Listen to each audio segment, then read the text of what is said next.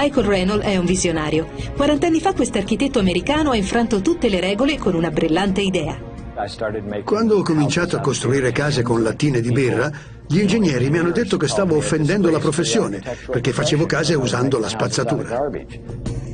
Oggi ci sono più di 2000 di queste case ecologiche.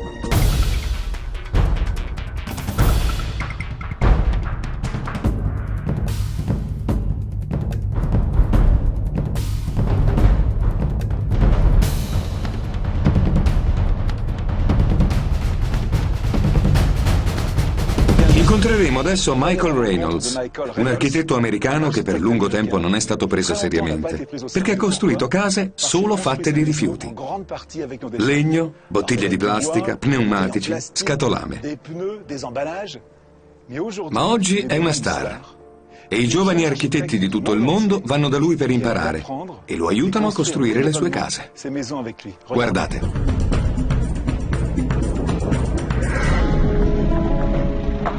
Siamo a Baja California, in Messico, sul Pacifico. Un gruppo di ragazzi sta lavorando in un cantiere diverso dagli altri. Costruiscono una Earthship, vale a dire una nave terrestre. Un concetto rivoluzionario di abitazione ecologica, nato dall'immaginazione di un architetto americano di 64 anni, Michael Reynolds, ha messo a punto una casa innovativa. Michael, cos'è che rende questa casa tanto speciale? È autonoma per sé e per la gente che vi abita.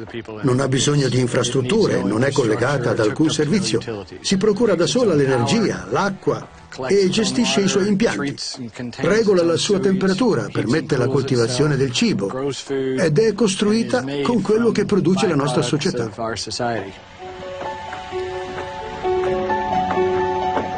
Composta da 10.000 bottiglie, 5.000 lattine e 700 pneumatici usati, questa casa non solo ricicla spazzatura, ma tiene anche a bada il consumo di energia.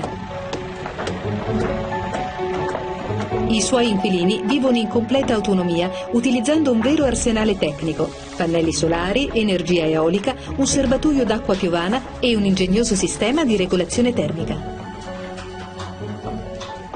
Qui c'è la serra? Sì, qui è dove vengono trattate le acque di scolo e dove viene coltivato l'orto. E c'è anche un giardino. Sì, qui c'è la maggiore concentrazione di calore per via delle vetrate. A causa del moto convettivo, l'aria calda sale in alto, quella fredda scende. Quest'ultima si scalda e sale a sua volta e così via. L'aria arriva dai tubi nelle pareti posteriori, quindi lo scambio avviene tra l'aria più calda nella serra e quella più fredda nello spazio abitativo. Qual è l'aspetto più importante di queste case? Le persone che vivono qui hanno tutto. Prendono l'energia dal sole e non da una società elettrica che aumenta il costo ogni mese o ogni anno. Dà alla gente la libertà di gestirsi come vogliono. E il prezzo di questa libertà è intorno ai 150.000 euro, direi una somma più che ragionevole. Sembra l'opera di un artista. Queste lattine appese al muro, i vecchi pneumatici, davvero interessante. Questo è un modo per portare luce in casa con bottiglie usate. 2000 case nel mondo sono state costruite con questi metodi. Sono costruzioni che uniscono tutta una generazione. È incredibile. La maggior parte degli operai qui sono volontari, provenienti dai 4 angoli del globo. Tu vieni dalla Svezia e sei una studentessa in architettura. Perché sei qui? Questa è la nostra terza Earthship. Ne abbiamo costruita una a Zwolle, in Olanda. L'anno scorso eravamo in Montana e quest'anno siamo in Messico. Quando ero al terzo anno ho pensato, bene, adesso sono architetto, cosa voglio fare? Non voglio costruire case ad alto impatto visivo. E quando ho conosciuto Michael ho detto, voglio fare questo. Mentre il suo lavoro è ancora oggi fonte di ispirazione, questo atipico architetto ha dovuto combattere per molti anni per essere preso seriamente. Quando hai iniziato a costruire queste case tutti ti ridevano dietro. Questa è la classica storia del brutto anatroccolo. Quando tutto ciò era ancora in fase di ideazione, mi prendevano in giro. Mi hanno anche tolto la licenza. Davvero? Sì, e poi tutto è cambiato quando il mondo ha avuto bisogno di me e hanno capito tutti quello che stavo facendo. Ho capito qualche decennio prima quello che sarebbe successo. Tutto è cominciato 40 anni fa nel New Mexico. Come un vero visionario, Reynolds ha capito presto che avremmo dovuto rivedere il nostro stile di vita e ha scelto la sua strada. Quando ero alle scuole superiori, decisi di diventare architetto perché ero bravo nel disegno. Ma tutto il processo di lavorazione che fa un architetto mi ha sempre lasciato perplesso. Ho pensato che l'architettura in realtà fosse tutta una cretinata. Mi piaceva molto, ma non mi piaceva come veniva applicata.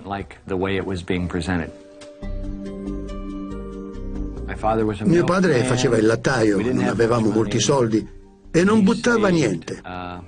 I barattoli della marmellata, i cartoni del latte. Pensava che queste cose potessero essere utili e non bisognasse buttarle via. Questo mi ha influenzato. Vissuto in pieno un movimento hippie durante gli anni 70, Reynolds, dopo essersi laureato all'Università di Cincinnati, sognava un ritorno alla natura. Ha scoperto i vasti spazi di questo deserto dell'America dell'Ovest e ha ottenuto l'autorizzazione per lanciarsi in queste costruzioni sperimentali. Ho iniziato facendo case di lattine di birra e la gente, gli ingegneri, mi definivano una disgrazia perché facevo case di spazzatura. Ma per me aveva senso, perché queste cose, queste lattine di alluminio, non si spostavano più. Questa è la prima casa costruita con lattine di birra. È chiamata casa dito perché sembra un dito. È ancora solida, 35 anni dopo. Comunque, questo spirito creativo non si ferma qui. Presto scopre la proprietà isolante dei vecchi copertoni, come la loro capacità di puntellare i muri. È con questa nuova struttura che ha costruito la sua casa, dove è andato a vivere con la sua famiglia nel 1988. Questa è la prima che abbiamo chiamato Earthship. Avevo bisogno di una casa perché stavo sposando Chris. Questo è successo 20 anni fa e ancora viviamo qui perché funziona. Molto semplice, facile da costruire. Sono tutte lattine di birra intonacate. Non ci sono porte, non ci sono muri. Praticamente è una serie di stanze a forma di U, tutte collegate con la serra.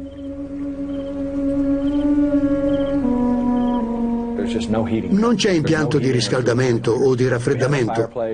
Usiamo il caminetto sotto Natale. Questo è tutto.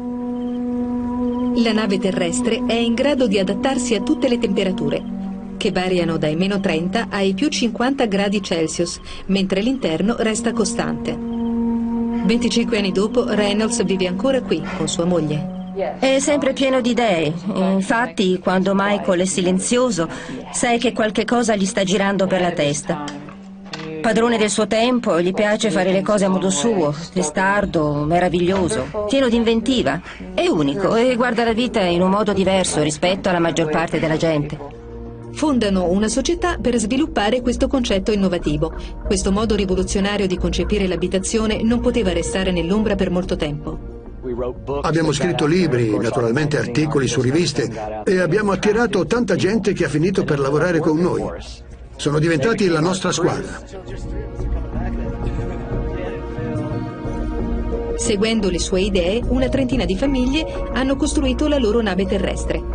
E c'è un intero villaggio sbocciato in pieno deserto a Taos, ispirato da questo carismatico pioniere. Tutte queste persone sono miei figli, la mia famiglia, i miei amici. Per me è più di un legame di sangue. Queste comunità che vivono senza infrastrutture hanno inventato un mondo che mette in discussione i sistemi di distribuzione e il potere collegato. La contea mi ha scritto una lettera dicendo che abbiamo saputo che lei ha sviluppato 3 comunità che potrebbero essere una violazione di uno o più regolamenti delle prescrizioni sopraindicate. Fra il 2004 e il 2007 ha dovuto lottare contro le istituzioni per far accettare le sue idee poco convenzionali e recuperare la sua licenza di architetto. Comunque il suo lavoro ha raccolto il rispetto meritato dopo lo tsunami nel gennaio 2006. L'onda gigantesca che ha diviso in due il sud-est asiatico ha lasciato migliaia di persone senza casa, senza acqua e senza elettricità. L'architetto sapeva di poter essere utile in qualche modo e ha deciso di andare con i suoi collaboratori alle isole Andaman, in India.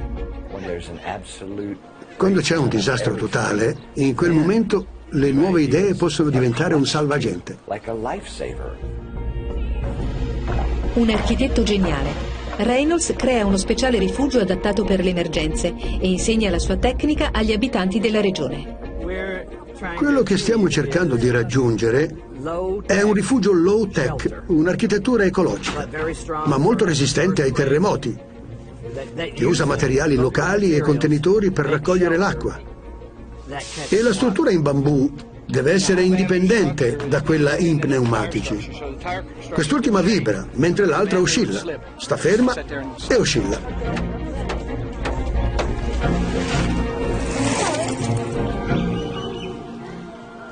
Magica, è magica. Vorrei in ogni isola una costruzione di questo tipo.